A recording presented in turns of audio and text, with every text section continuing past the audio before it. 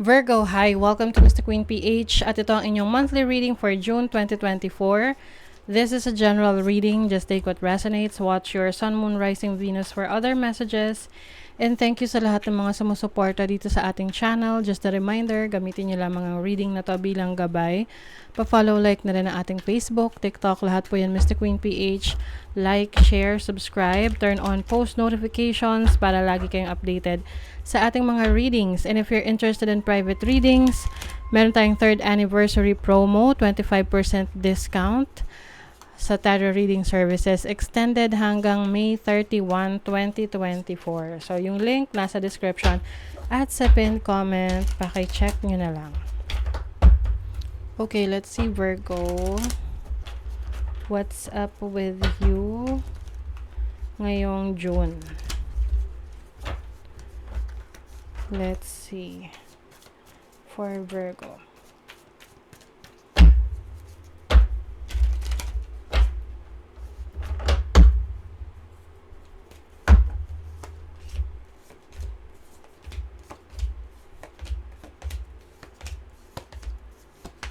Freedom. O, yan. May freedom kayo, Virgo. Kalayaan. Parang lalaya kayo sa limitations ninyo.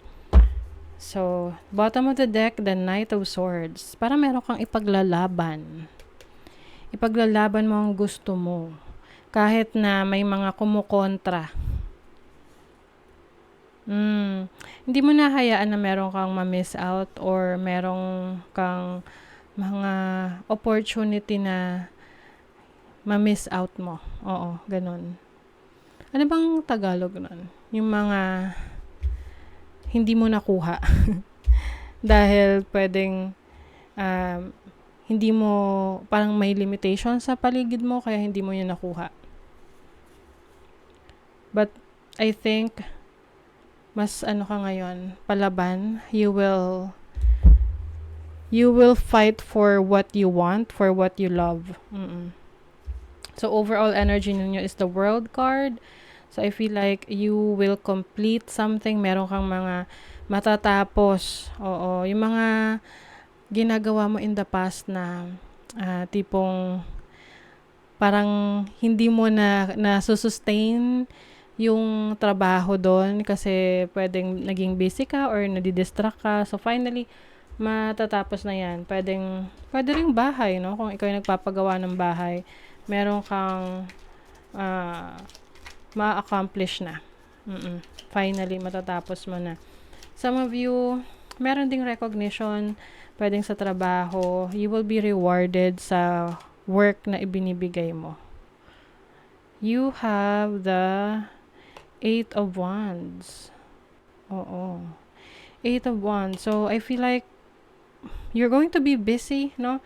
Kung ikaw ay may balak na mag-abroad, it seems na meron kang mga aasikasuhin ngayong June na halos araw-araw ka aalis.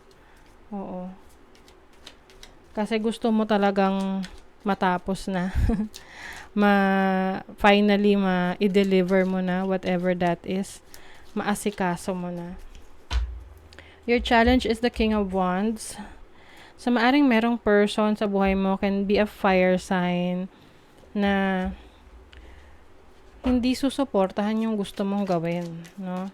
Or parang parang wala siyang pakialam. You have the 4 of Wands. This can be a family member, no? Yung tipong dahil hindi niya gusto yung ginagawa mo, hindi ka niya susuportahan, hindi siya mag-a-assist sa'yo, hindi siya tutulong sa'yo. And dito mo mapapatunayan kung gaano ka kalakas. Kasi may mga pagkakataon talaga na kailangan nating maging independent, no? To be on our own para mas ma-discover natin yung kakayanan natin. Kasi kung lagi rin tayong nakaasa sa iba, may tendency na parang hindi natin i-improve yung sarili natin, hindi natin ma-discover the things that we can do. So, I think itong person na to, whoever this is, gusto ka lang niyang matuto. Oo. This can be anyone na parang, alam mo yung energy na stricto siya kasi mahal ka niya. Parang tough love, ganyan.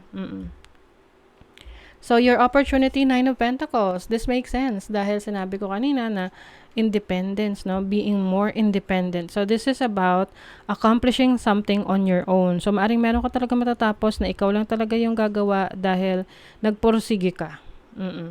So, some of you, pagdating sa pera, you are going to be stable financially dahil sa mga darating sa yung opportunities. So, nasa sa'yo yan kung paano mo tatanggapin yung mga opportunities na to. Kasi syempre may mga opportunities na hindi akma sa'yo. Diba? Let's say, may opportunity ka na makapag-abroad, pero sa ngayon, hindi ka pa ready na iwanan yung family mo to go abroad. So, you can try other opportunities na mag-open up for you. With the Eight of Swords, this is your blessing. Yung kung saan man yung limitasyon mo ngayon, ito kasi self-limiting beliefs eh. Siguro, itong self-limiting beliefs na to, meron na tong history na matagal na sa'yo na kaya hindi ka sumusubok kasi merong takot na, merong nag-instill sa'yo ng takot na yan. Oo, na parang pwedeng matagal ka nang sinasabihan na you're not good enough or hindi mo talaga kaya. Hanggang sa na-instill mo sa sarili mo yon kaya nag-create ng fear, okay, ng takot. But ngayong June, I feel like kakawala ka na dyan because you are going to be blessed with freedom. Yes, freedom. Son of Pentacles. This can also mean you will focus on your financial independence like what I mentioned kanina. Mas gugustuhin mo ngayon na to work independently on your own na walang nakikialam sa'yo. So, sa money, career, finances, Six of Wands, there's victory. May celebration, recognition. May mga tao na nakatingin sa'yo, all eyes on you, kumbaga. Ngayong June. Maaring kung ikaw ay ang iyong career path or pinagkakakitaan mo related sa social media, being part of the community, merong mga taong will look up to you. You will gain more followers, subscribers, viewers. You also have the Two of Pentacles. So, magiging very busy ka sa trabaho, finances, career. Maaring meron ka mga pagsasabay-sabayan na sources of income. With the Eight of Pentacles, meron kang mas lalong pag-aaralan.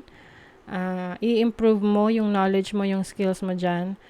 And eventually, you will get the rewards, no? Na dinideserve mo talaga. May achievement eh. So, maaring makaka-receive ka ng award sa trabaho mo or sa career mo, sa business mo. You will be recognized. So, sa yun namang love life, you have the Three of Wands, the Ten of Cups, and the Six of Swords. I see travel opportunities with your family. Yung iba sa inyo pwedeng magre-relocate, lilipat ng bahay, no? O, as a family, kasi nakakita kayo ng mas magandang opportunity sa isang place. Or dahil merong kayong sisimulan doon na project. Some of you, pwedeng ang inyong karelasyon ay malayo sa inyo. So, maaring kayo ay magta-travel papunta doon sa person nyo or yung person nyo ay magta-travel papunta sa inyo. So, may meeting. You will meet your partner, lalo na kung matagal na kayong hindi nagkikita or never pa kayong nagkita. So, magkakaroon kayo ng pagkakataon na magkasama together. Ayan. Ng personal na talaga. So, some of you will also focus more on your family, yung, bonding with your family.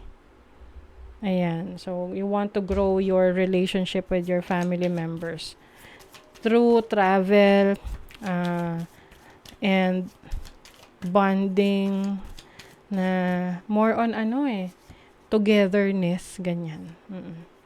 You have Pegasus. So, Pegasus is freedom. Grabe.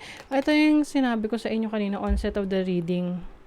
Ang parang pinaka-overall energy ninyo na nakikita ko rito for June is kalayaan. Freedom at last. So, that's also the energy ng Pegasus. And this is about triumph. Tagumpay. You have the wind. Ang wind kasi is pabago-bago ng direction, no? So, I think you will explore other opportunities, no? Meron ka ring mga i-release na bagay na alam mong hindi na nakakapagpaunlad sa'yo, no? Releasing what is no longer serving your highest good. If you feel stuck in a situation, di ba? Yung 8 of Swords energy, you will break free at aalis ka dyan sa limitasyon na yan. You have the energy ng storm. Wow, ito ay transition, pagbabago, strength, confidence. Parang you are emerging, no? Parang alam nyo yung energy ng isang itinanim na seed, no, na punla. 'Di ba parang pag sa ilalim ng lupa yun nakaano siya, na natatakpan, 'di ba? Tapos over time lalabas. Lalabas, nagbe-break free siya, parang ganon yung energy ninyo na may mga you feel like stuck in a situation but definitely you will be open to some changes kasi part yon ng cycle, part yon ng proseso na kailangan mong pagdaanan. So ngayon, you are free. Okay, let's see what else for Virgo. Kindness. What if being kind to yourself really could change everything? Yes, being kind to yourself. Parang yung iba kasi may mga times na sinisisi nyo yung sarili nyo sa mga naging pagkakamali nyo in the past. I mean, nangyari na yun, tapos na, move on. Accept it, learn from it, and then start something new. You also have change course. O ayan, pagbabago nga ng direction. A closed door is an invitation from life to move in an even better direction. It's time to change course. So may mga bagay minsan na pinipilit tayo, 'di ba? Na ito yung gusto nating mangyari, pero meron palang mas nakalaan para sa atin na mas maganda. You are changing your path. Energy. Stop trying to please everyone. Everyone is a whole lot of people. Protect your energies. Yes. So, minsan kasi may mga taong people pleaser, ayaw lang nila ng conflict, kaya they try to please everyone. Pero yung conflict na yun, nagsisimula sa'yo talaga yan no? Na parang, okay, titiisin mo kasi gusto mo na makisama.